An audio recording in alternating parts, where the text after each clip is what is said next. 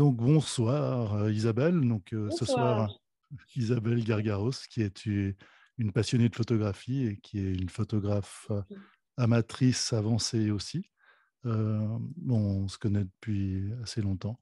On a quelques activités, on organise quelque chose par rapport à la photographie. Donc tu es dans le comité du Festival Photo Genève, notamment. Mhm.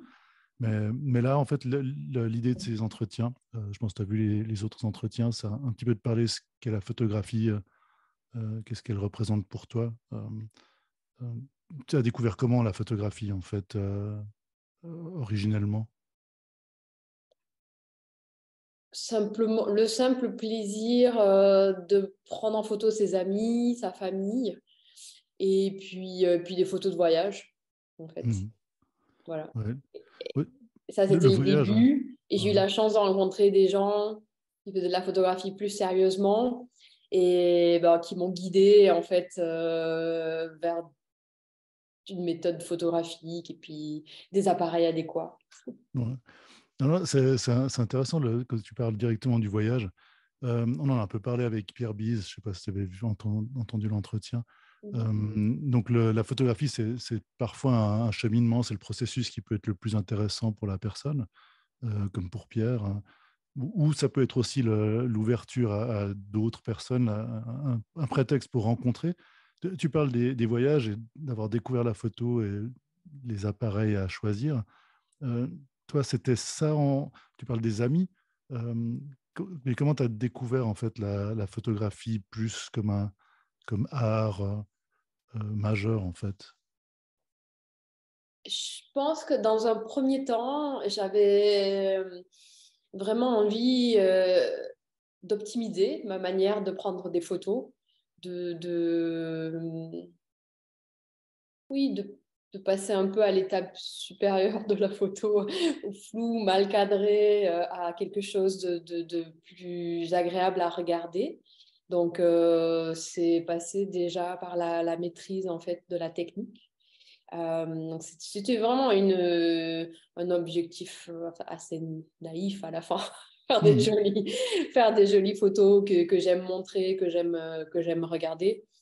Et, euh, et en fait, à partir de là, je me suis plus intéressée à ce que faisaient des photographes professionnels. Ma visite au musée de la Reina Sofia à Madrid m'a beaucoup inspirée dans le domaine de la photographie parce qu'ils avaient, à l'époque où c'était un petit peu moins la mode comme maintenant des musées sur la photo, ils ont une exposition permanente de photojournalisme sur la guerre d'Espagne. Euh, et ça m'avait énormément marqué et je l'avais vu quand j'étais adolescente et j'étais vraiment restée là-dessus, sur cette émotion que générait la photo. Et voilà, ça m'a un peu inspirée aussi pour la suite. Et j'aime d'ailleurs faire plus de la photo de rue qui va témoigner de comment vivent les gens, de ce qui se passe dans le quotidien. Mhm. Tu parles de l'émotion, là, c'est effectivement, moi qui ai vu un petit peu certains de tes travaux, tu avais, dans le cadre d'un travail collectif, tu avais exposé euh, un travail assez expérimental, assez formel, où tu avais essayé de reproduire justement des émotions à travers de la musique. Je pense à ça. Qu'est-ce que t'apporte ce genre de travail, en fait? Je ne sais pas si tu peux déjà décrire peut-être ce projet que tu avais fait à l'époque. Euh, Oui, il s'agissait en fait d'un travail de fin d'année proposé par la galerie Focale à ses membres de soutien. Et donc le thème du travail était trouble. mhm, Et j'avais envie justement d'analyser, de décortiquer le trouble chez l'être humain. Et d'une façon, et naturellement, en pensant à ce projet, en fait, la démarche a été assez clinique, mhm, où j'ai construit une bande sonore de 10 minutes avec 10 atmosphères différentes. Ça pouvait être donc une minute chaque. atmosphère de chaque.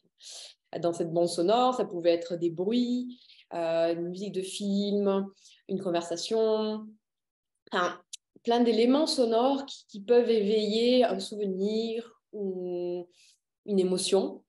Et donc, j'ai installé mes 10 candidats, on va dire, sur une chaise dans un studio avec un fond blanc très très simple, minimaliste, et je leur ai fait écouter à tous la même bande sonore de 10 minutes. Et j'ai pris des photos au fur et à mesure de l'écoute, pas au même moment. Le but était vraiment de créer une histoire par personne.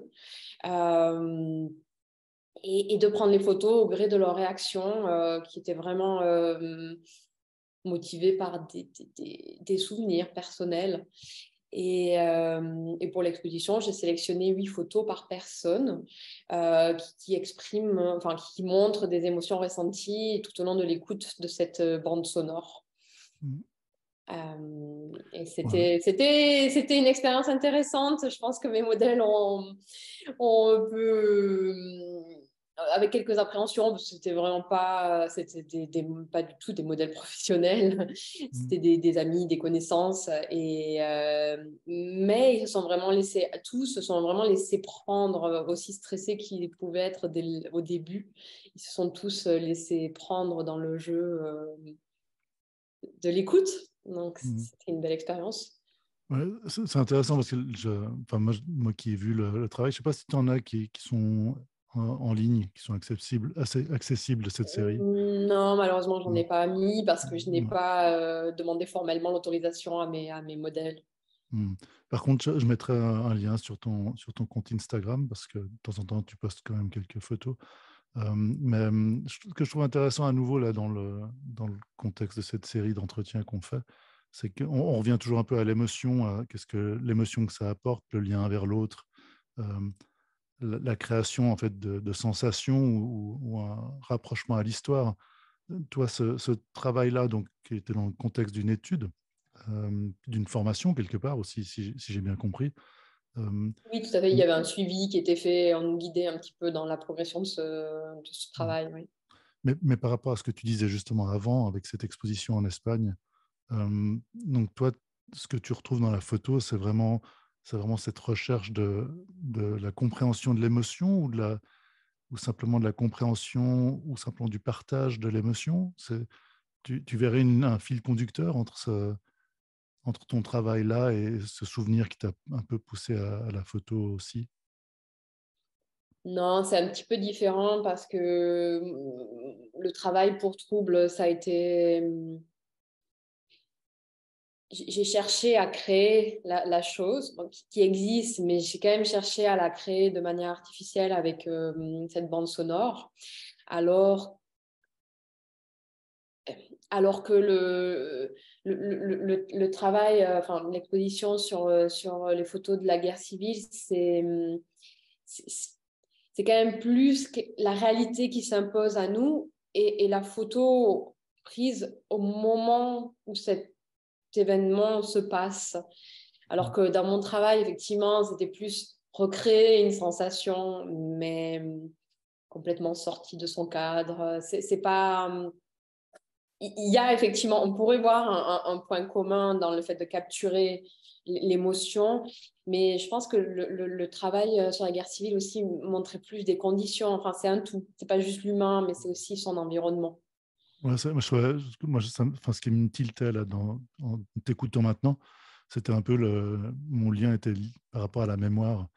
J'ai l'impression que dans les deux cas, il y Ouais. a effectivement un lien à la mémoire humaine. Donc, ce que ça évoque, surtout si je n'ai pas entendu la bande sonore en fait du travail que tu avais fait. Non? Mais, Il doit l'avoir quelque part.